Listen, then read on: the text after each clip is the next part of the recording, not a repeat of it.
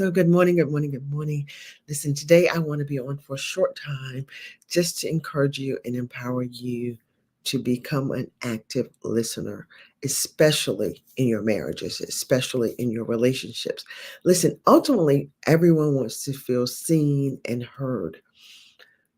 Many times when we enter into conversation with people, we show up ready ourselves to talk or to share something that's going on in our world. Some of us spend so much time alone that when we are in a room and we've spent a whole day or time at work or just moving about life, we have all of these things in our head and in our mind that we want to get out.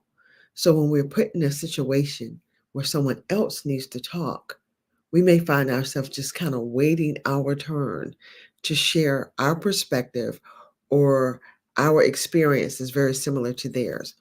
That can make a person feel invalidated and unheard and unseen. And we don't want that. So, one of the biggest things most couples tell me that their problem is in marriage is communication. Communication. And what they are saying is they don't feel heard or seen by their partners.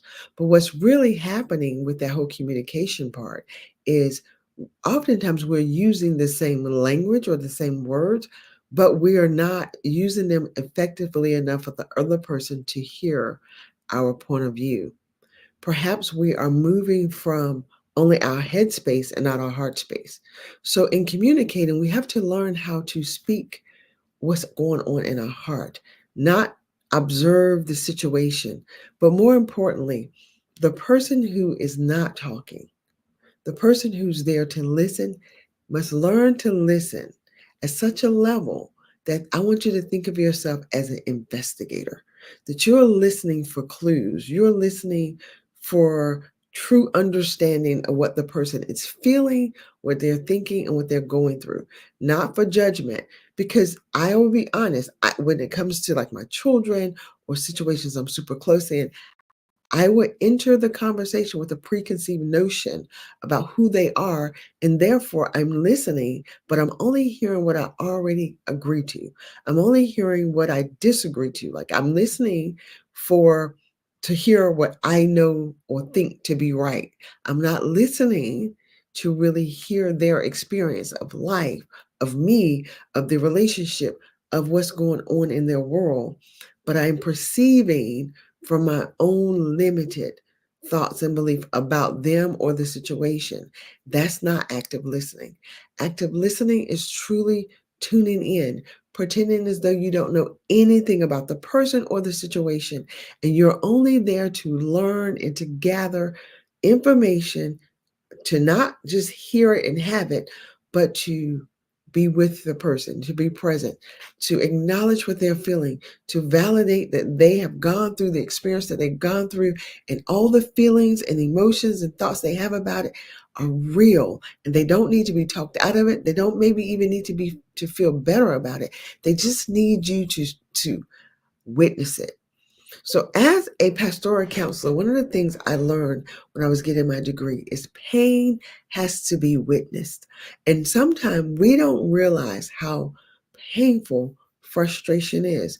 We don't realize how painful stress is, or how painful it is to be in a situation where you can't seem to get through to the other person what it is you really mean or what you want them to understand.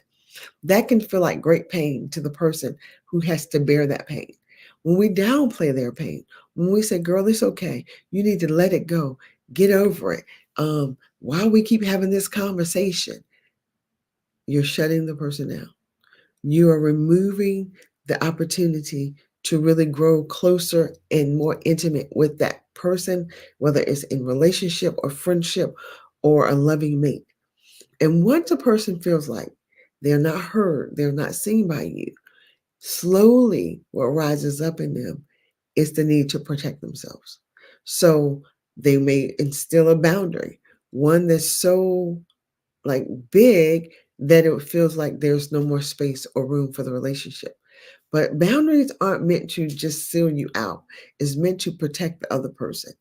And so part of us in growing is we have to learn to honor another person's boundary, and we have to learn how to give our hearts and our ear to what they are going through. Now, our perception or our thoughts and belief about their situation, but learning to truly be fully present for that person. And so I'm encouraging you, inviting you to do all you can to learn skills on active listening. And so, few things I'll offer you as you are in this journey and you want to engage with the person from a perspective of active listening. You have to be mindful of your own thoughts when you're listening.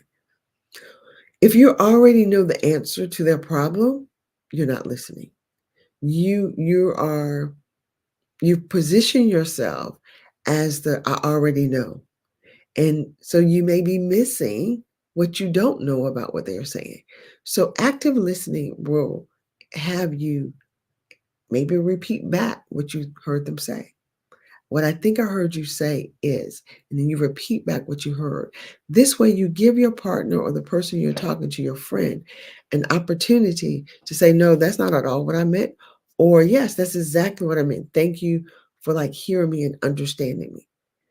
So you ask back, what is this what I heard you say? The other way you want to active listen is give your full attention to them, not to what you want to say, not to what you believe is right, but just be present and begin to repeat to them some of their feelings. I heard you say how frustrated you are.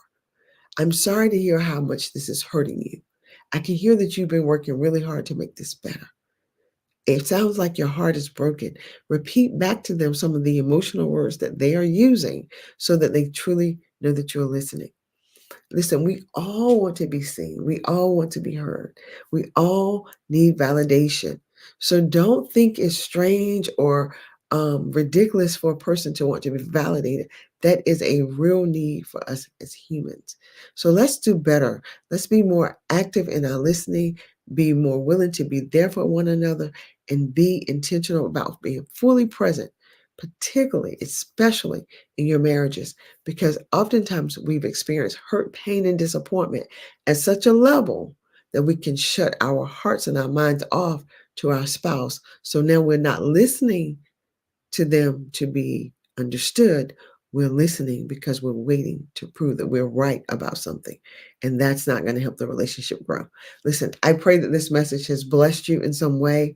I work really hard to keep it short and sweet because it's first thing in the morning. But I want you to start your day with a positive word that can help you move forward in all of life so that you can have an amazing and extremely blessed day. I ask that you do me a favor. Will you like, share, and subscribe to my videos? Have a great day. I hope to talk to you soon. If you need help with this is what we do. Go to Very Thoughtful Life Coach and book a free consultation. Love to talk to you.